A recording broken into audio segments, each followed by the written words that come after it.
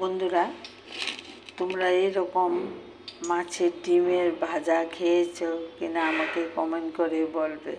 আমি দেখো অল্প করে বেগুন ঠুমো ঠুমো করে কেটে নিয়েছি, আলু ঠুমো ঠুমো করে কেটে নিয়েছি।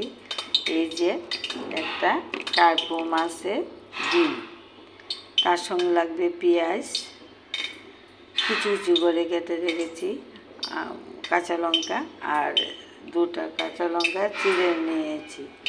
এখন আমি আলু আর বেগুনটা ভাজা করে নেব। আমার কড়াইতে তেল দিয়েছি, তেলটা গরম হয়ে গেছে।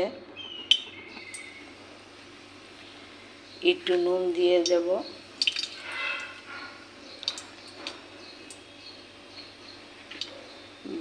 বেগুনটা আগে ভাজা করে নেব। তেলটা গরম হয়ে গেছে।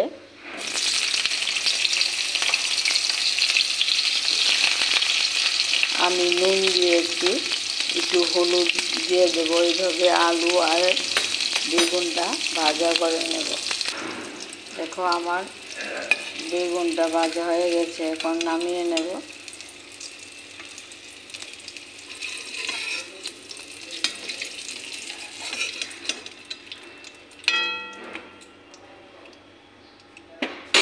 আলু ঠুমো ঠুমো করে কেটে ভাজা করে নেব।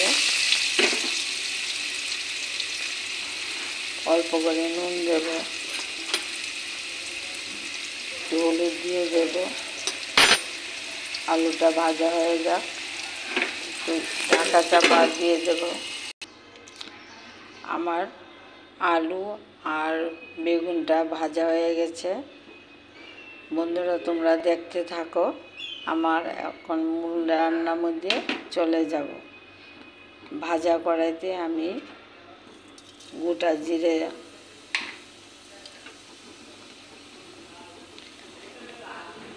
পেঁয়াজ কুচি কুচি করে কেটে রেখেছি, ওটাও দিয়ে দেব।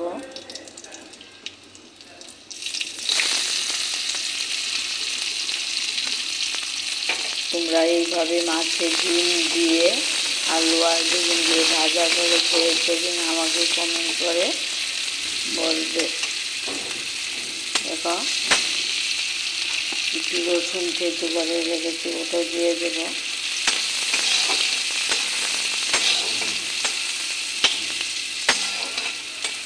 পেঁয়াজ আর রসুনের কাঁচা গন্ধটা চলে গেছে।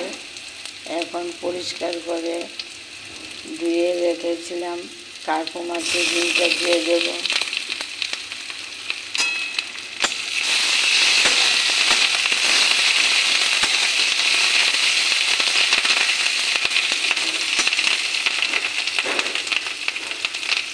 পরিমাণ মতন হলুদ দেব,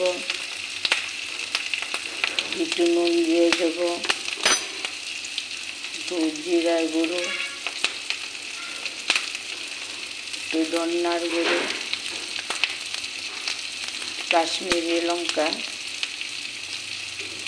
একটু আদা থেতো করে রেখেছি, ওটাও দিয়ে দেব। লঙ্কা বাটা। এখন সব উপকরণগুলি মিশিয়ে নিই। দেখো আমার ডিম ভাজাটা হয়ে গেছে। এখন আমি পেঁয়াজ কুচি কুচি করে কেটে রেখেছি, ওটাও দিয়ে দেবো। একটা কাঁচা লঙ্কা চিড়ে রেখেছি, ওটা দেব। কুচি কুচি করে কাঁচা লঙ্কা কেটে রেখেছি, ওটাও দিয়ে দেব। আলু আর বেগুন ভাজাটা এখন সব কিছু মিশিয়ে নিই।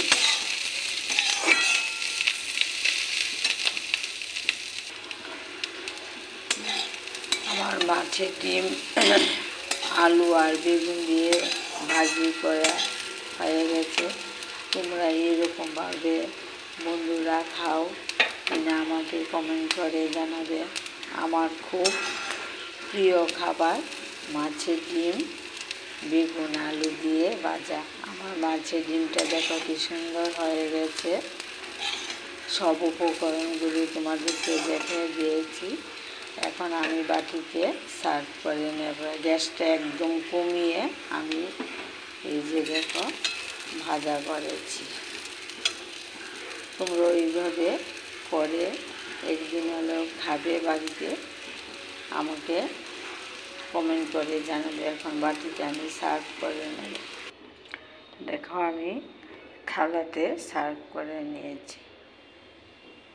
বন্ধুরা কীরকম হয়েছে দেখতে, ভালো লাগবে তো? গরম গরম ভাতের সঙ্গে জমে যাবে। ভালো থাকো, সুস্থ থাকো, সবাই সবার পাশে থেকো। এখানে শেষ করেছি, আবার সামনে একটা ভিডিও নিয়ে আসবো। ভালো থাকো।